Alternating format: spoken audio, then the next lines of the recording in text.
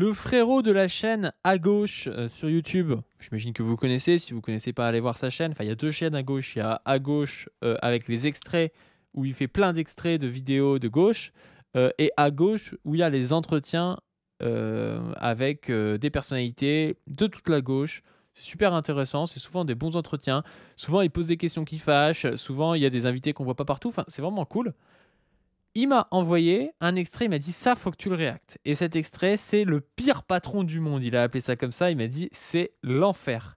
Alors on va aller voir cet extrait et on va voir ce que ça vaut. Alors c'est un extrait de ce que je comprends, hein, parce que là je vois Roro de la chaîne E, donc qui a déjà React Roro.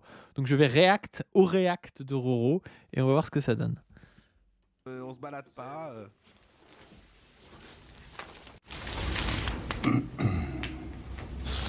Vous habitez chez vos parents? Non.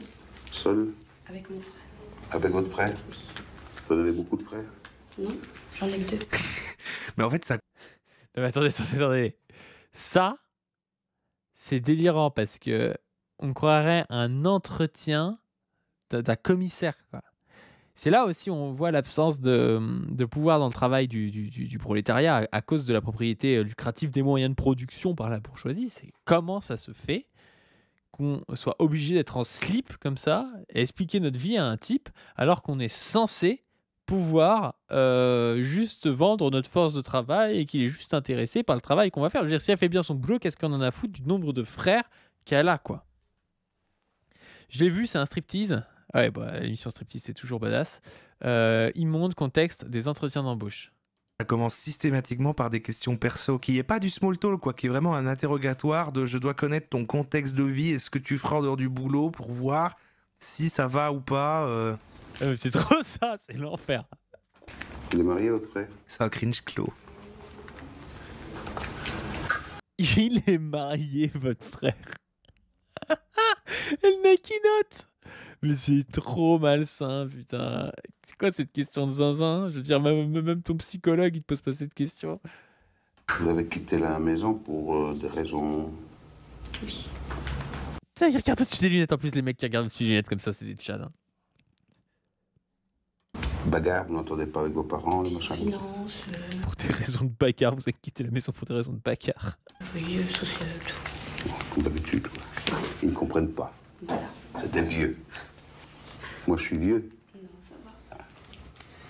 Oh là là là là là là là là là là, les vieux qui te disent moi je suis vieux ou pas.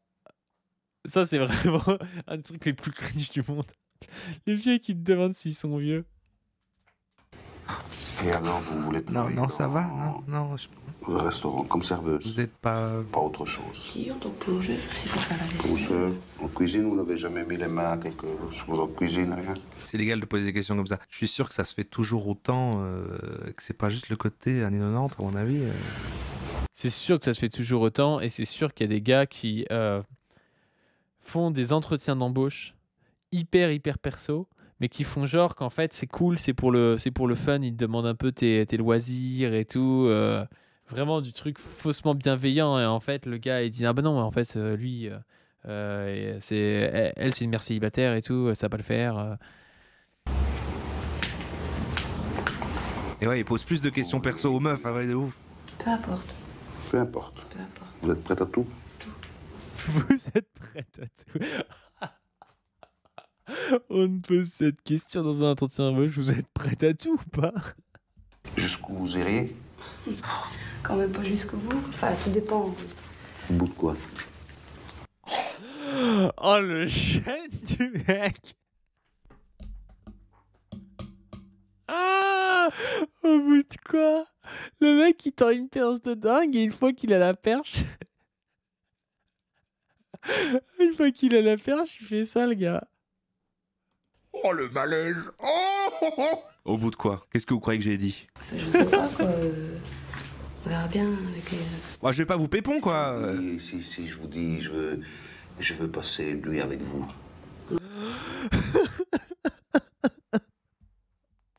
C'est quoi cette dinguerie? Putain, j'ai les mêmes réactions que Roro là. Ça va pas du tout.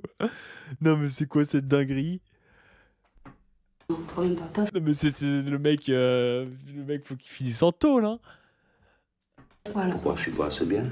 Non, c'est pas ça, mais Oh là là, pourquoi je suis pas assez bien? Tu fais des avances à une meuf trop lourd et tout, la meuf elle te recale et tu dis c'est parce que je suis moche, c'est ça? Tu m'aimes pas et tout alors que t'es son supérieur. Non mais c'est pas possible de faire ça, c'est une horreur. En plus le mec il sait qu'il est filmé, enfin c'est n'importe quoi de faire ça. c'est le boulot, quoi. C'est pas. Bien. Mademoiselle, je vais garder ça. Elle a dû justifier premier degré. Elle dit, et si je vous dis, parce que voilà. Non, mais non, c'est quand même le boulot. Ouais, ok, ça va. Allez, t'as tout à la caméra là? Je vous appellerai C'est un entretien d'embauche. avant le 10. D'accord. J'ai envie de te revoir. Pardon, excusez-moi. Vous voulez gagner combien? Peu importe. C'est vrai qu'il pose toujours cette question aujourd'hui dans les entretiens d'embauche parfois. Vous voulez gagner combien? Le mec il dit ouais je propose ça et tout, tu négocies directement. Vous voulez gagner combien? Enfin, si ça tient qu'à elle, elle veut gagner le plus possible, ça n'a aucun sens. Peu importe. Peu importe. Vous êtes prête à tout? Tout. Jusqu'où vous iriez? Quand Ah, il même a pas raison. jusqu'au bout. Enfin, tout dépend. Au bout de quoi? Enfin, je sais pas, quoi. On verra bien avec les. Si je vous dis, si je vous dis, je veux passer une nuit avec vous. Non, quand même pas. Pas à ce point-là. Pourquoi je suis pas assez bien? Non, c'est pas ça, mais le boulot, c'est le boulot, quoi. C'est pas. Elle n'a pas ri, genre, il fait une vanne, elle répond, elle doit justifier, elle doit justifier. Non, non, mais c'est, voilà, c'est quand même du boulot. Avant le 10. D'accord. Si je vous ai pas appelé, c'est que ça ne va pas. négatif. C'est qu'il y a Oh putain, ouais, si je vous ai pas appelé, tu passes un entretien d'embauche des enfers et en plus de ça, le mec, tu le revois jamais de ta life, il te rappelle jamais et tout, c'est un putain d'enfer. Hein. 15 cas par mois, c'est bon pour vous? Il y en a d'autres. Pas que c'est vous qui n'allez pas, hein. Ça veut dire qu'il y en a d'autres, vous n'avez pas eu de chance et tout ça. Hein. Il ne faut pas croire Bien sûr, je que, comprends. hein, que je tranche comme ça. Hein. C'est vrai que les vieux comme ça, qui sont hyper dominants, hyper malaisants et tout, ils sont là. Ouais, y a pas de souci. Mais enfin, vous auriez passé une nuit, peut-être ça aurait facilité.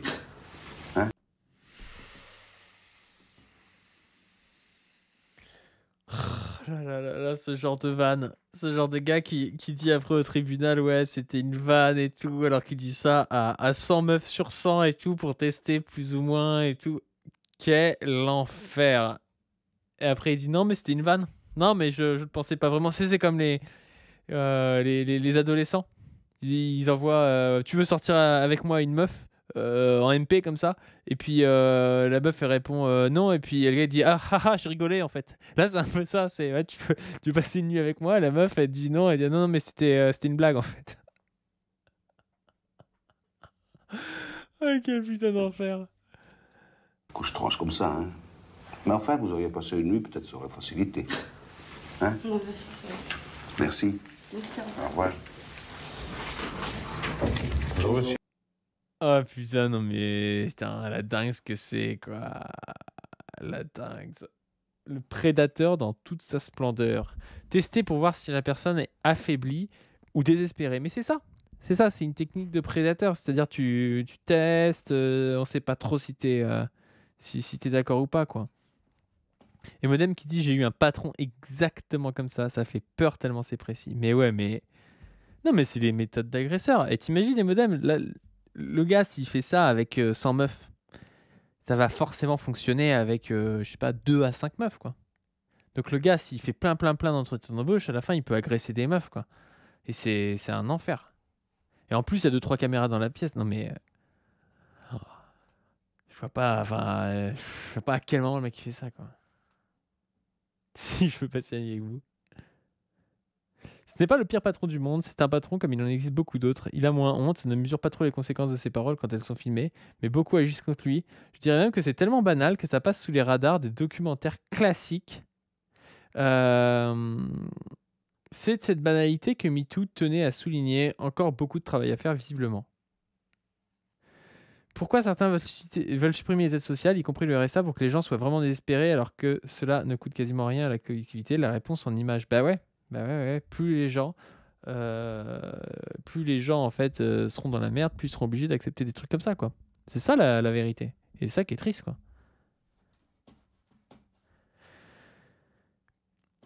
si je vous rappelle pas, c'est que j'ai trouvé une qui accepte de coucher pour un taf de serveuse. C'est ça en plus, le taf de serveuse, le taf qui est quand même dur et tout. Donc si tu dois coucher avec un vieux gars de 60 ans qui te viole et tout pour un taf de serveuse, quoi. Mais quel enfer, quoi. Plus t'es désespéré, plus ça marche, genre des mères de famille précaires, etc. Mais c'est exactement ça. C'est ce qui est en jeu. Et on pourrait dire pareil des gens qui sont contre les droits, par exemple, des sans-papiers. Plus t'as de meufs sans-papiers et tout, plus t'as de meufs qui sont prêtes à tout au final parce que t'es sans-papiers, t'arrives pas à bouffer, t'as des gamins à charge et tout, bah, tu finis par te dire que en fait, c'est peut-être moins pire de coucher avec ce gars-là et puis de choper un job que de pas avoir de job, tu vois. Donc, tu te retrouves dans des situations comme ça, quoi. Bon, et merci à gauche, abonnez-vous à la chaîne à gauche. Merci à gauche de m'avoir partagé ce petit extrait. Sur ce, je vous invite à donner sur le Tipeee. Sur ce, je vous invite à vous abonner à cette chaîne et à la chaîne principale. Et sur ce, je vous dis à